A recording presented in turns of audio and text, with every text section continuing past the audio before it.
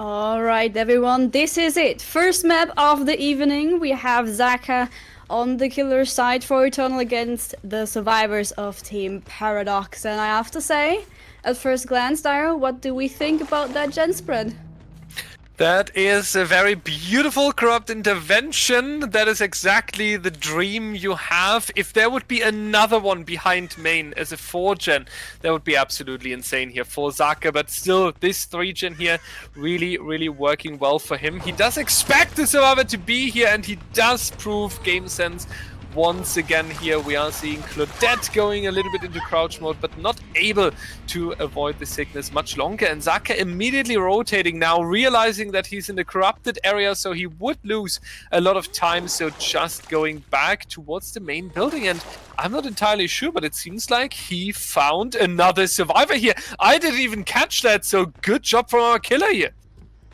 What a game sense we're seeing from Zaka, and this is already the second chase, and we have our first infect as well. And we did a nice little prep of this main building, which we don't even need because we already have the infects on wrist. But I want to mention Zaka did infect the window and all the pallets around here, so they're gonna have a hard time staying clean, I'd say. And look at that, that's the third survivor and the third infect.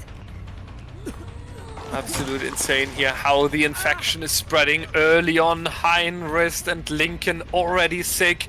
Just Orochi nowhere to be seen just yet. Maybe hiding on a generator here at the bottom side, but Hein just confidently going towards the shack, so I doubt the survivor is around. I'm not even entirely sure what the gen efficiency is on the side of Paradox. So far, there he is, disturbed so far, but has to leave the generator now. So 2 survivors about to be broken, 1 survivor already fully infected, Orochi the last one. It doesn't seem like Zaka wants to leave him healthy for much longer here. So Paradox early on under a lot of pressure, now very close to the survivor, should be the infection, and maybe even an M1, considering that this tally is not really safe. So dream start for our Plague, 3 minutes into the game, 4 infections already. So Paradox needs a very long chase in the mid game. Yeah, Zaka is kind of doing a meal prep right here, getting all the survivors infected, and I mean, corrupt intervention is gone, all the gens are still not pops. However, we do have a bit of progress on 1 or 2 gens, but it looks pretty good. And now with the corrupt purge maybe coming in, there you go. This just took a whole other turn. There's a little bit of a missed skill check over there, giving us more information on where the survivors might be, or actually are. I'm pretty sure they're there. And this could get really dangerous now. Absolutely, yeah, the danger is about to come in onto Paradox. They need this very long, almost game-changing mid-game chase. We don't have a generator yet, 4 minutes 20 into the trial here. They have not done too well by keeping 1 or 2 survivors hidden. Usually that's the strategy we see a lot of times. 1 or 2 survivors will stay hidden, and also to save them for a potential hook rescue being needed, because otherwise you need to go cleanse and hand out more power pools towards our killer. We do see now that the power is coming out, and immediately Orochi being put into the dying state here. So Zaka not even wasting any second here, getting the first hook stage in. And some people would say that took him quite long, but with the preparation Zaka did, and still sitting on 5, yeah, welcome to the German caster, 5 generators here, I would say it looks amazing. It's a fantastic 5. We do have a lot of progress on this gen as well. I mean, he did take his attention off of the gens on the main building side for quite a long time. I was surprised to see that, but it turned out good. He still has to be aware though, these 2 gens have a lot of progress that could be very detrimental to his game, at least later on. But he's seen, I think, 2 other survivors now in this area, and it looks like he's willing to give them the trade, but I mean, that's more points for him, right? Yeah, and with this generator count you have at the moment, you do have the time. Zaka now trying to cut them off even. I do think the survivor read that, hiding the red light, but it doesn't work off Paradox with too much experience. But even if they are reading you, they are now caught towards the top side of the main building. Here we do see the first generator popping off on the left side, so this difficult 3-gen is now broken. That was a very good turn here by Paradox, being here very careful and not locking themselves down on the top side together with Urushi's hook, but this survivor now in the second stage as well. So Zaka with the potential to tunnel someone or simply camping on the hill for the next 40 seconds. And there might be a third generator popping, but I feel like it's a worth trade if you do cut them down to 3 survivors here. I feel like he kinda has to do that by now. I mean, he did lose his precious 3-gen over here, right? So you have to get something off of that situation. You also have the corrupted perch over there. You would have to travel probably all over the map though to find the other survivors, but it's worth trying. You know they can't go for the save right now as only Lincoln is full health right now. The other two though are probably working on gens, and it's probably very depending on how far their gens are to how this trial is gonna end. Absolutely, yeah, this gen progress now will decide about the outcome of this game, especially there on the bottom side. 2 survivors hiding behind 3 survivors busy with other things to do. Paradox, this is not how you approach a Zaka from Eternal when he's putting you under pressure. Where's the gen efficiency, ladies and gentlemen? In Season 8, you do not have room for any form of inefficiency or mistake on the team coordination here. That doesn't look too good on the side of Paradox. 1 survivor dead, no other generator currently progressed. And if Zaka saw 2 survivors, which I believe he did, he's now also gaining a lot of confidence because he knows there's not so much going on his objectives. Yeah, remember what I said about the gen progress being a detrimental part of this trial now? Well, doesn't seem like it's going in Paradox's favor right now. And there we have Wrist now on the shack, taking more than just the attention from Zaka. He's also taking it down, which isn't really the thing you want right now. And I mean, we've seen the other two just kind of stealthing around the map. So there's, do you think they're gonna pop out another gen at this point?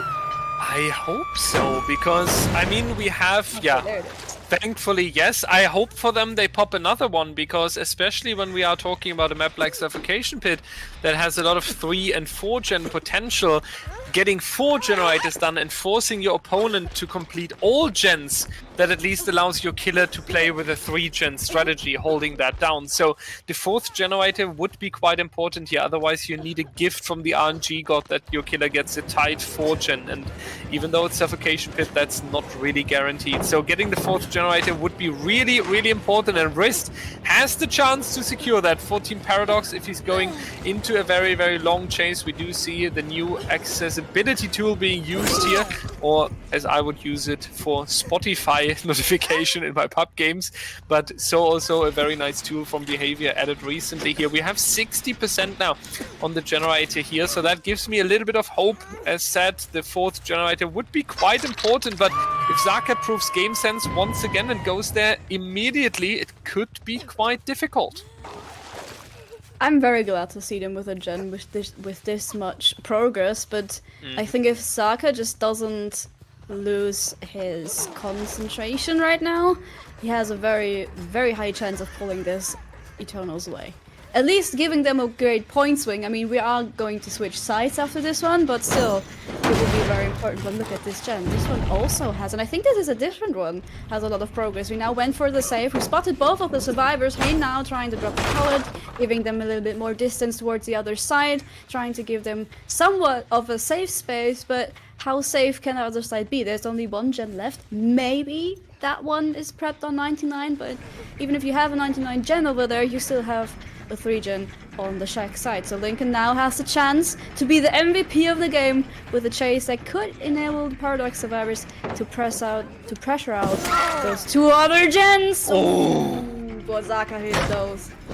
Yeah, he hits those, and the difficulty is, right, the pressure Paradox feels at the moment with Lincoln being needed to have such a long chase here. That's a self-made problem, I would say, because in the mid-game we have seen 3 survivors being quite inefficient when Urushi was dying there on the top side. So I feel like every pressure you're facing right now in this game has been a little bit of a self-made problem. Good that they are getting the 4th generator done here. We can only hope that generator number 5 is on the way as well, but there are 3 generators right side here. So if they are attacking any of them, like Adam right here, Hein working on the mid generator, it has a lot of progress, but the resources are getting less and less here on this bottom side of the suffocation pit. Zaka now taking the vault, bamboozling Hein, and that kind of worked out. Zaka is catching up, and that's in fact the down right here. So even more pressure for Eternal now, and I do think we can expect the slug here.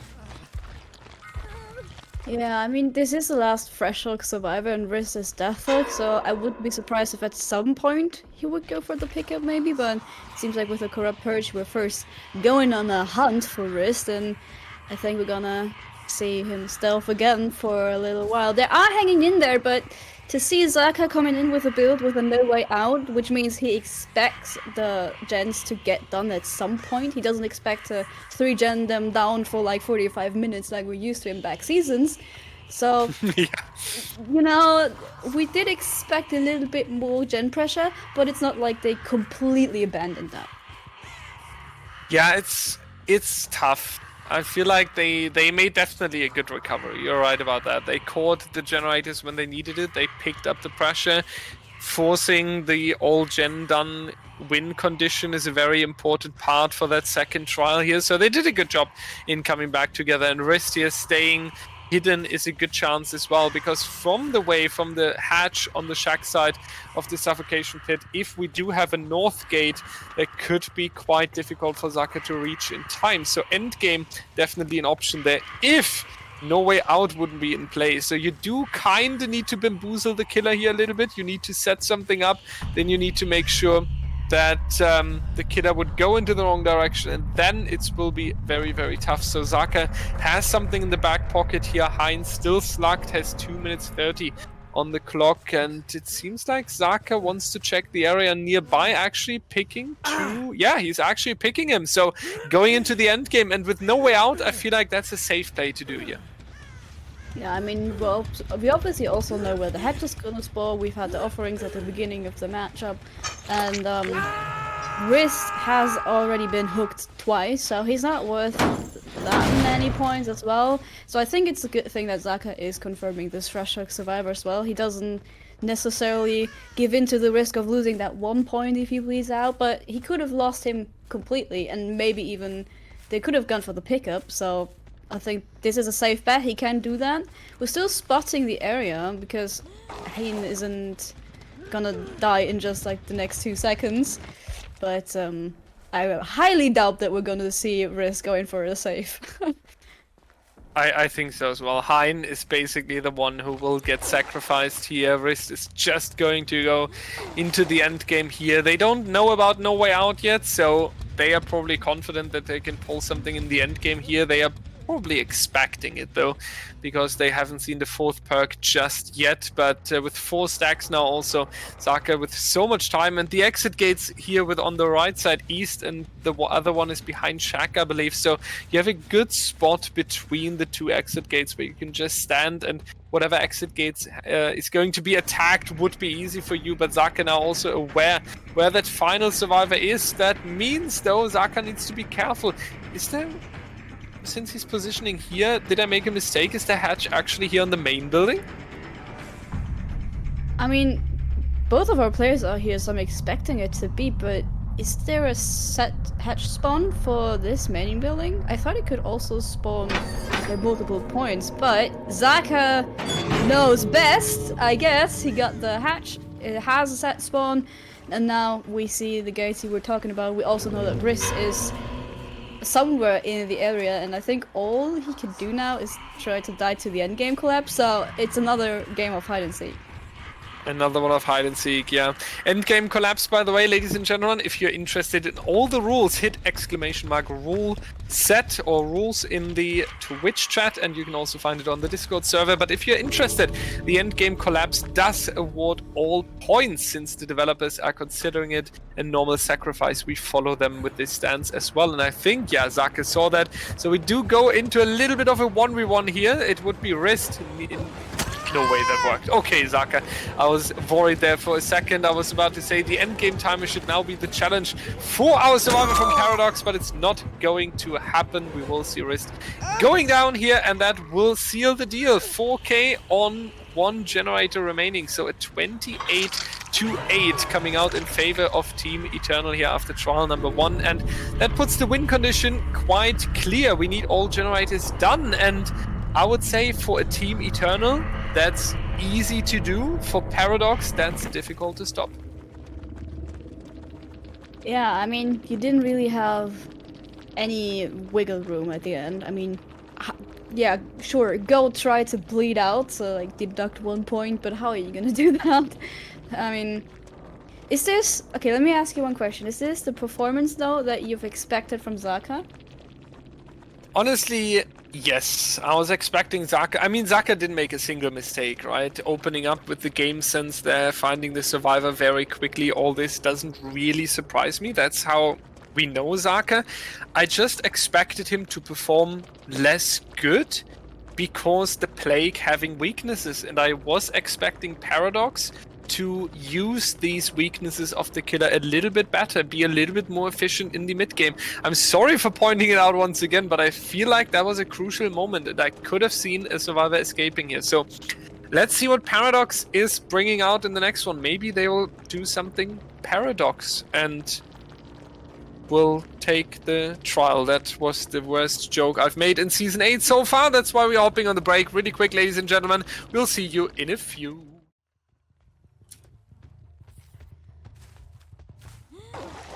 Welcome back, everybody. Welcome to the Suffocation Pit with Paradox and Eternal. Paradox on the killer side now, and the win condition is quite clear. We need all generators done from Eternal on the survivor side. That allows our killer to play around a 3-gen setup. And we do see some very dangerous agitation coming out here. So that's a very, very aggressive playstyle, but unfortunately, compared to Zaka in trial number 1, we do not find the survivor that quickly here in the early game, and also we have a split corrupt intervention. You think this is a throwback to, I don't know, 2019, to we wait corrupt out and we wait till it's done? To have all the gens we can attack? I mean, for this win condition, if they're playing it seriously, I mean, you could kind of do that.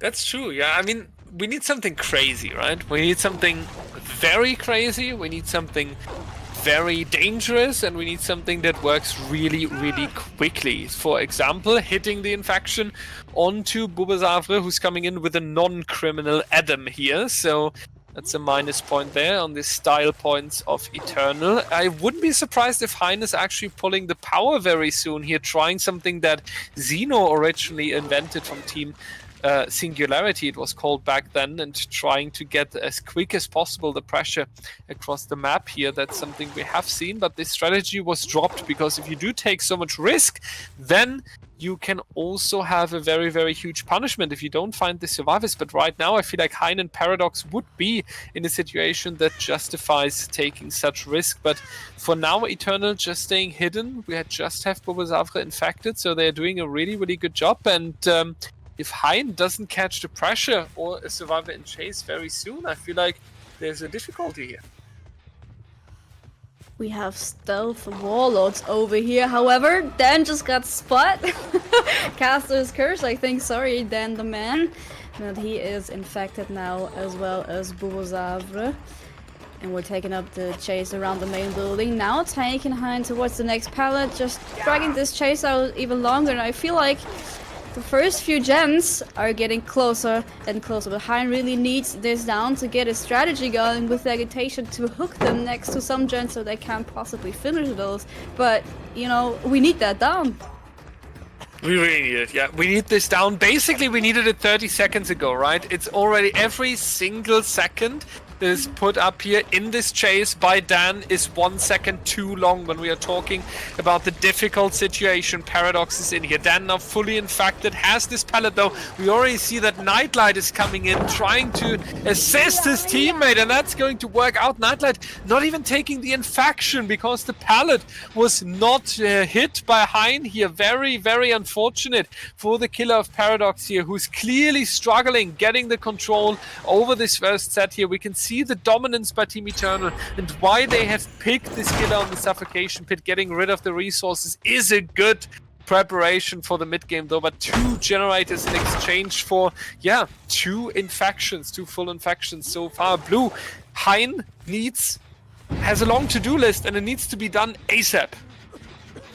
It needs to be faster than ASAP. At least we're now spotting the 2 Half-Life survivors, so maybe that works in his favor though. However, now the next peloscaling drop, we still have a lot of resources in the mid area of the game as well. So it's not getting any easier. We have to try kick the gen as well to kind of keep them under pressure, but every single perk that is to his advantage by now needs a down. Pop goes the Weasel, Pain Resonance, Agitation. You're basically playing against a perkless Plague if you get to keep your survivors from going down, and they still have 2 people that can come in for the body blocks, which you usually don't go for in a Plague game, but right now they have the option to, and it seems like it's worth it.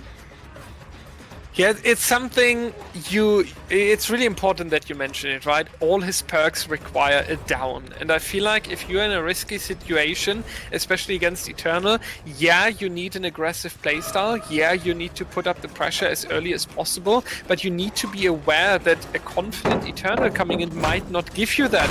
And putting the perk build under the condition of the survivor team making mistakes is quite difficult, and we do see the punishment for it.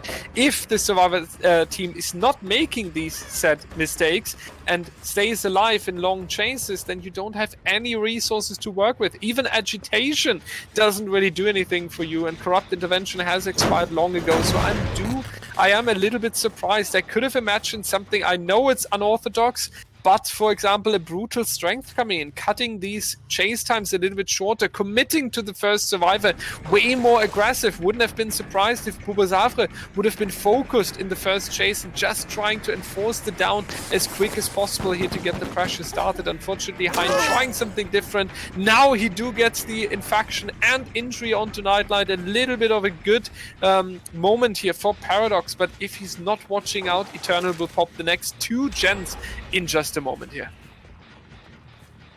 Yeah, the first moment was a real jump scare when they popped those first 2 gens at the same time, basically, and this is now the last survivor though, so we're moving in the right direction. We have all of them infected, 3 of them already Half-Life, but not fully infected yet, but the broken status effect is going to come in very soon. And maybe this is the point where you go for that corrupt purge. We're kind of looking at it right now, we're going towards it. You need to keep that pressure, and if there should be some snowball potential for you here, that's like the only straw left that you can put at. And this is now going to be the power against Eternal survivor. BlueberryYum once again through the window. He stays alive against the odds. Very, very insane juking right here. Manages to use the block once more. So many seconds are wasted here. And getting the vault as well is another little bit of time chunk for our killer. Trying to spit over it, but Dan just barely escaping with the lockers helping him a little bit. He needs to be careful now without being stunned, but then over peaking on the edge here. Now Eternal in the situation where you wanted them. You need this pressure. You need to be able to pull the survivors away from these generators, making them busy with unhooking and resetting. That's something he did now. BlueberryYum has been picked up. That means Zaka or Nightlight are currently in the main building. One survivor needs to save Dan, so nobody can work on the generators now, but it's all about getting a quick down once again here. He got them in a loop. He now has to keep the snowball going. He now has to get continuous downs to keep them busy and keep them from making those gens. Great utilization of the pop goes to Weasel. Very important. We do have a couple more gens though that would have needed that pop as well. So we need to get the next one going. We have the save coming in on Dan, and 2 survivors now spotted again. However, all 4 now back on their feet. So there is some room left for them to go back on those generators. And this corrupted purge could be his saving grace.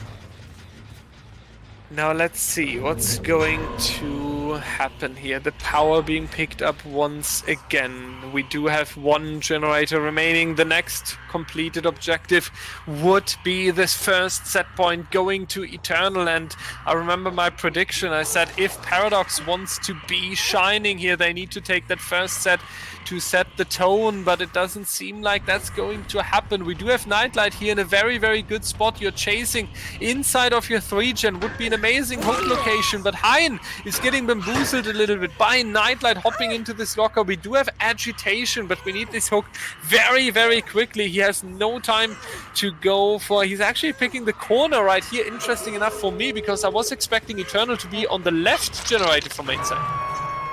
And there it is, the 5th gen. There is a second stage for them, however, this is now the win condition. It has been met, so we know the first point is going to go towards Eternal. Now the question still remains, how much can Hen do now for the rest of the trial? We do have 2 fresh hooks, so 2 first stages on the survivors. Maybe we're gonna get a third, because Saka is fresh as well, if I remember correctly. I think the first hook was Dan. So it is a couple of points, but I mean, it's obviously not what you've hoped for. However, you said they have to take this match. Personally, I feel like if they take one, it's going to be the only one. Yeah, I'm not entirely sure how this is going now, or how Paradox is supposed to put up with them here. Because Eternal now with the first set point, they played brilliant on the killer side and the survivor side. Paradox has to stay on the killer as well. They will start as Oni, and looking at that very, very confident and efficient survivor team here from Team Eternal that's playing, that makes me kind of scared for the Oni set. True, they seem very well prepared. They seem like they are playing picture perfect Dead by Daylight, and they've been known for that. Look at that, Sprint Burst also coming out, giving him more distance. Was it Sprint Burst? I'm not sure. He did get out though. We have the 4-man out, so what can you say? Yes, it was a Sprint Burst. Okay, no, I was kind of scared I'm going crazy, but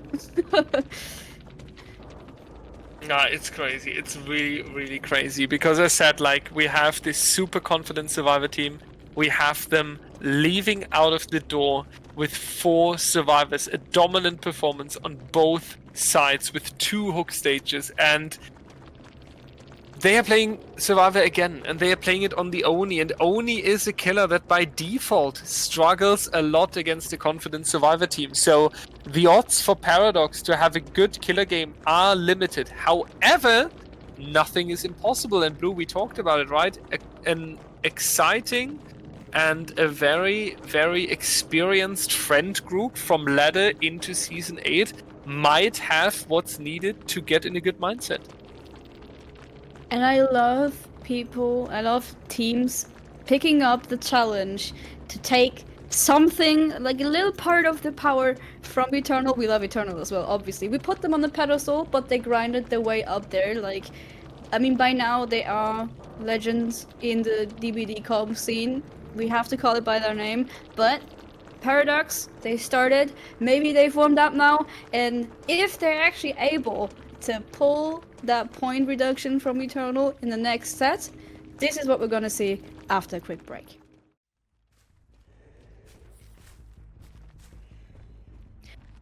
Alright everyone, this time I'm gonna do the housekeeping. No, I'm kidding. We have arrived in the match with a very short break this time. I'm so proud of everybody. We've managed to be in the Oni set. Urushi is playing the killer for Paradox first against the survivors of Team Eternal. We haven't seen them running against an Oni for a while. We have a very, very early first chase, and let's see if Team Eternal can hold up their reputation. Yeah, let's see if we, in best case, have another 0-stage Oni. That's going to be the question here. But Pedro taking an injury that early into the game is not how they were going to plan this. 60 seconds into the trial, very, very good start for Paradox here. Getting that first hit early on is a very, very confidence-boosting action to take, and we do actually keep the loop on the main building, though. Good location for Team Eternal, because we are not in the active generators right now, so the other 3 survivors can just grind on the objectives here. On the other hand, we are getting some resources out of the way, and it does seem like we're just collecting enough blood for the power, and I wouldn't be surprised if we use that mobility and danger to then pop towards the active jets. Yeah, come, it's dangerous. Oni now has his ability. I was about to say ultimate. Ready for the get-go. So now it seems like we're going to try to spot a full life survivor to get the next chase going. Pedro has managed to get away, or he was led away, but there he is. Then the man got found by Orochi, and now he can prove himself, and he does. He gets a very nice early down. So now let's see if we go for the pickup or if we go for the slug. No, we take the early first down, the early first stage, and I have to say, very nice start this time for Paradox. Very, very insane start. Yeah, Dan already on the hook. We don't even have a generator yet, but first hook stage already. Paradox gaining confidence. That's exactly what the team needs, especially on the killer side. Oni against Eternal, one of the most toughest challenges that could be out there. Doing a really, really good job. Has the power back once again, so even a trade won't be that easy for the team here. And with how early this down came in, I wouldn't even be surprised if we do see Dan being camped into the second stage. So let's see what is going to be the pick for Paradox. But yeah, that's just going to be a face camp with the power, and I would say that's very understandable and good to have one survivor that can be tunneled out here. Absolutely. Very smart choice, and even next to a generator where they have put pressure on before, so they cannot come back to that. This gen is gonna regress, Dan's health bar is going to regress as well. So it's a win-win for Paradox right now, and even though we do have a second gen in the making, we have to remember it's Oni. We do not expect a 4K or anything similar to this on Oni usually. So this start, chef's kiss. And there's the next generator as a reply, but Orochi now going back onto Dan again, was baiting a survivor, really. I really like that strategy here, trying to find someone who would rotate in for the save and then coming back to catch them in the perfect moment. But Eternal a little bit too experienced to allow that, and Saka dropping the pallet early, but then moving towards the outsource of the coal tower, just awaiting the power, and we are going cross map. Once again, Dan would be the survivor you want to tunnel out here. You're going all the way around, and that caught him off, even though there's a sprint burst and a little bit of effect from the base kit borrowed time. Dan in a difficult spot here, and if this tunnel out works quickly, then you're in a good spot. The question is, will it be like that? Dan able to stay alive here. The hit into the pallet, a little bit of minecrafting, dropping the pallet as well. Dan now in a really good spot. Power expiring as well. Nightlight coming in to assist, so Eternal taking the pressure back. But Orochi still showed us why they picked the Oni. He is so skilled on this killer. He predicted a lot of the things very right. But now with Nightlight coming in, you have to give them the next hit. You're also going to get blood again for your next ability, and that is coming in right away. We are popping that ability button, and we do know where another survivor is at. We'll take the pallet out very quickly. Dan got a reset in the meantime, but obviously right now we don't really care if they're half life or full life. We see more scratch marks. I don't think that this was Dan. Or was it Dan? Don't tell me it's Dan. Dan the man, is he around here? Oh, that was a very optimistic swing here by Orochi. That's not going to work on an Eternal survivor. Shack pallet being dropped as well. How would I think it was Odstava saying Shack pallet is just another resource, but we are going to see the back and forth, and this one works out. Dan vaulting a little bit too late. Very nice mind game there. Bamboozle coming out as well, so we just see big flashlight save by Team Eternal. Yeah, hello! What an amazing grind here by Eternal, we could say. Going into the compilation, that is why we are in Season 8. What a brilliant play here. Wakey, wakey, rise and shine. There was something shining in your view, so you had to drop the survivor. Very nice play from Eternal coming in here. Also now, another survivor coming in for the body block. Barely makes it, but he gives him enough time to get towards the next pallet. And now we have two survivors coming in to save Dan from leaving the trial early. They still have one last gen, but they also only need one survivor to sit on that gen and pressure it into the oblivion so they can get on those gates. But now next ability coming up, Orochi now really has to close this deal down. Dan didn't work, but maybe we're gonna find someone else. And there are the scratch marks. This flashlight save just changed everything we had available in the trial for Orochi. He was about to have one survivor killed and cutting the generator pressure to 3 survivors only, and now we are still with 4 survivors grinding through the objectives on the cold tower. So absolutely insane here. So yeah, I feel bad for Orochi, I have to say, and there we see the power of the flashlight save. So Nightlight now going down, you're still not able to go for the elimination here, and that is potentially a very dangerous swap in this game here.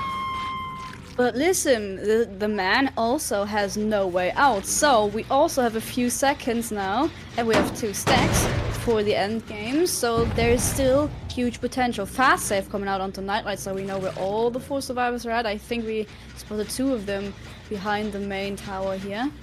And now we're going back. And now if you find Dan and maybe even get another survivor, preferably Pedro or Zaka, that would be huge. We have the first scratch marks, we know where they're headed to, so there is awareness that the people are working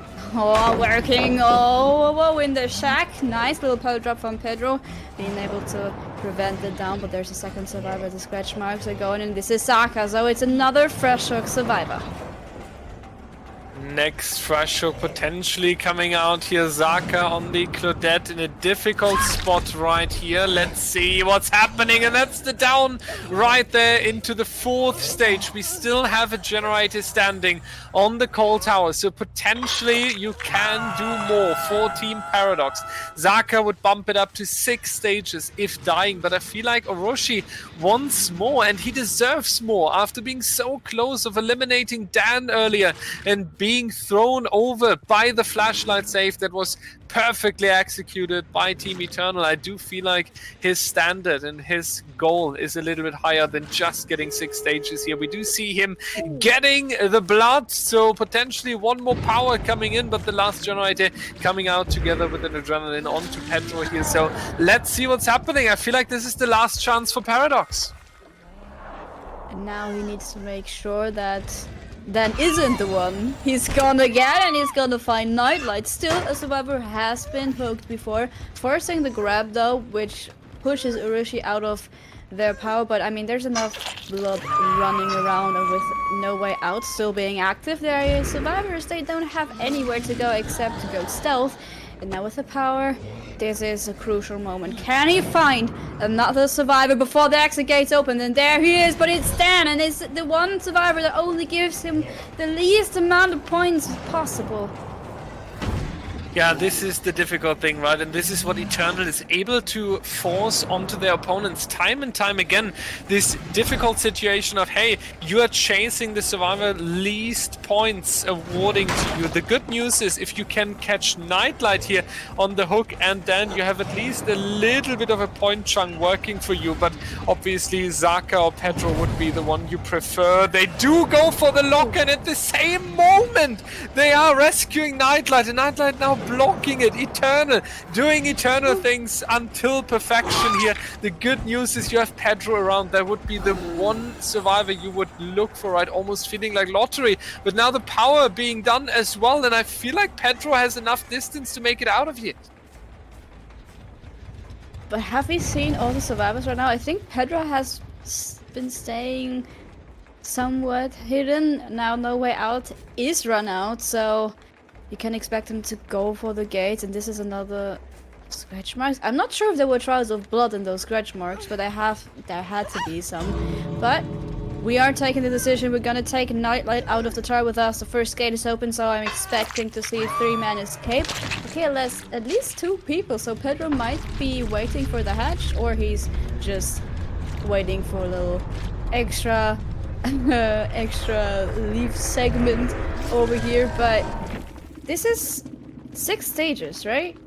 I like that. 6, I yeah. like that. I'm impressed. Yeah.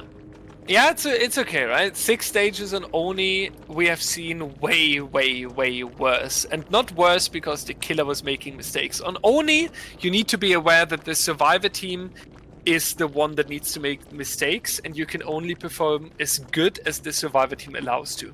And I feel like catching that survivor early on in a difficult spot, getting that first injury, and then working from there, and especially considering we had a flashlight save in the mid game before the tunnel out, I feel like 6 stages was in a good way. And Blue, the good news is it was also 6 stages across 3 individual survivors. Right. And just imagine if that flashlight save wouldn't have happened. Just imagine what could have been possible. So, I mean, Eternal did the big thing with that save. They turned around the whole game. Honestly, there was potential for a 3 to 4K at that point if he would have got the elimination onto Dan, but the final score of 16 to 15 in an Oni set. That's all you need. Now the survivors of Paradox just have to keep this up. And when are we gonna see that, Daya? We are going to see it, hopefully, without lobby and ping test issues in just a few moments, ladies and gentlemen.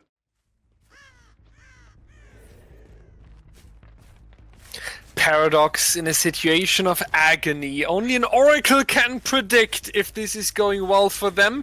But if we don't want to sit here until eternity, they better get something done. Zaka with the responsibility for Team Eternal here on the call tower in trial 4 of the opening day of the 2nd week in Season 8. And we do see a dangerous Bamboozle coming out with the wanted effect. He is able to put Hein in a very difficult spot behind the main building of Cold Tower, but Hein takes the most out of this pallet, is getting a few meters of distance, forcing Zaka to vault this one here as well, taking life. Zaka is around after bamboozling this window, but Hein, expecting that, has the distance required and will make it to the next pallet. So it looked quite dangerous, but Paradox survivors not getting too risky here at the beginning. And actually, never mind Blue. We hit those as well. Zaka got the first hit on Hen, not quite as early as Paradox got their first hit, but it's still a start, and now we're entering the danger zone because there's only a few blood drops left for Zaka to get his first ability. So we're gonna open up the main building. Are we expecting someone in that locker? No, we're hearing someone behind the main building. Never mind, he has been spotted once again. Oh, he might also spot that ruin over there, but that's just collateral damage. Zaka's zoning him low-key away from the totem, but I think he heard it by now, and now we got that very dangerous ability. That is the ultimate, as a caster from Germany that's with me on the table today would say, and that's Wrist going down on the outside of the Cold Tower. I don't think this survivor was expecting that he was caught there, but Zaka in the corner of the eye, making sure that no survivor is going unnoticed here. Great first hook stage, not even a single generator has been completed yet. We are also close to the power, 70% already, and we do have a few blood orbs remaining here at the blood bank main building, and that should be enough. Yes, that's going to be the next power, the next mobility rush, and also making sure that the one hit is applying a lot of threat onto these survivors. And interesting enough, we are not going for a tunnel out strategy. Instead, we are going for the fresh hooks here. Keep in mind, ladies and gentlemen, 6 hook stages would be enough if spread on all 4 survivors here. And so far, Zaka keeps seems to be very confident with it. I mean, he's doing a pretty great job keeping the pressure going across the board. We have 2 injured survivors, 1 on the hook, so you have to have someone resetting the other one, then someone go for the save, and the gens are also there to be to be repaired. So you have a lot on your plate right now if you are Paradox, and the win condition of 6 to 7 stages max, I think. Oh, it's close to being hit. If he hooks Hein, this is half of his win condition. It's very, very, very close to the win condition already. Yeah, Hein would be 5 if eliminated even. And I think you could even camp this kindly. You have this situation now on 4 generators remaining. Paradox was kind of chaos in the early form of the mid game there. We had the unexpected down onto wrist. We had one survivor that had to unhook them. We don't have a reset though, but we do see that MX is also on the hill here, so not all of them are working on the generators right now, so you would even have the time to just camp out Hein in the basement. However, Zaka too confident for it, catches the mobility, wants to make sure that the survivors have to go off the objectives here. And looking onto the coal tower setup, Paradox has done the generators on the far bottom side, so they are forced to come towards Zaka now.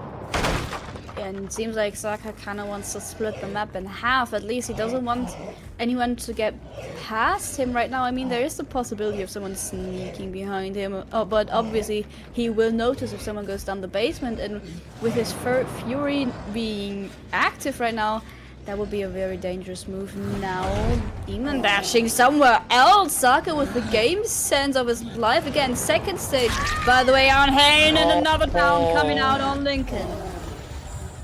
Lincoln, the second down right here. One survivor hooked, now unhooked, but that means MX or Wrist have just been busy getting the teammate out of the basement there. We are on 5 stages already across 3 survivors, so 2 more like this, then we would have the win condition, or 1 more on the fresh survivor. We are doing a little bit of mind gaming here. Zaka has all time he needs because we are close to the hooked survivor as well, but a very, very nice double back from the Nia when line of sight was broken, making her able to go for the shack side. What is Zaka doing? Hello, Nia, where are you coming from? Over peeking on this edge of the shack, and that's hook stage number 6 coming in for Zaka. It is 3 survivors so far, so we need 1 more stage to get the second win point that would secure the 2-0 for Eternal.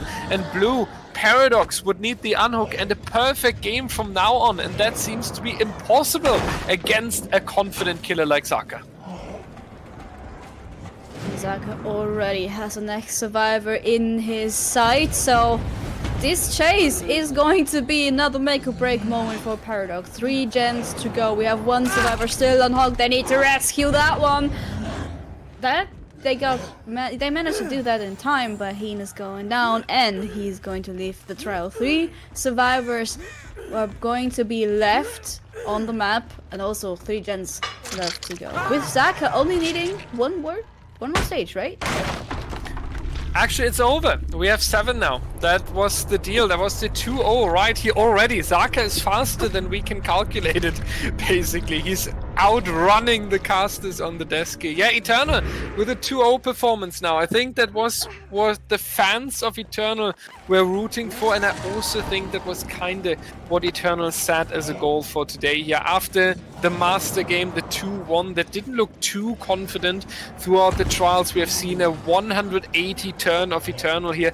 This was a 110% performance, a 2-0 with absolute dominance and just amazing to watch. Absolutely. I mean, by the way, imagine being able to count. Oh my god, rule. Really nice grab here as well, getting the last fresh hook survivor on the hook. I mean, for Zaka now, it's just enjoying the rest of his time on the server, getting as much as he can. But once again, Eternal has shown what they're here to do, why they have the reputation they have, and even if the first matchup they've played didn't end in a 2-0 like it always did, this time it will be a 2-0, and they played it really, really good. However, we can't count out Paradox because they did put up a very good fight, and I would be surprised if the other teams wouldn't start banning Oni against them, honestly. Absolutely, yeah. Paradox put up a very, very good fight, and that's what they also did against Elysium, right? And before, that's important, right? Before we are saying, hey, Paradox is in a difficult position here. Paradox got now 4K'd on 3 generators. Things can fall apart very quickly, especially against an Oni. As weak as he is in the early game, as dangerous he can be when the player has taken control over the call tower. But Paradox has played against Elysium, formerly known as Team Singularity, so the number 2 basically, and today against Eternal. So yeah, Paradox is starting into Season 8 with an 0-2 and not the best statistics on the scoreboard, but they got the 2 most dangerous opponents early on in the season. So now they can actually start getting onto the other teams, and I think seeing Paradox like this, everything is open for them. Yeah, they just can't get disheartened now because they are showing us a lot of potential, and I mean they did go against the heavy hitters right from the get-go, and they did put up a good fight. I mean, looking back on the Elysium games, some of them were also really close, right? So Yeah. they put up a good fight.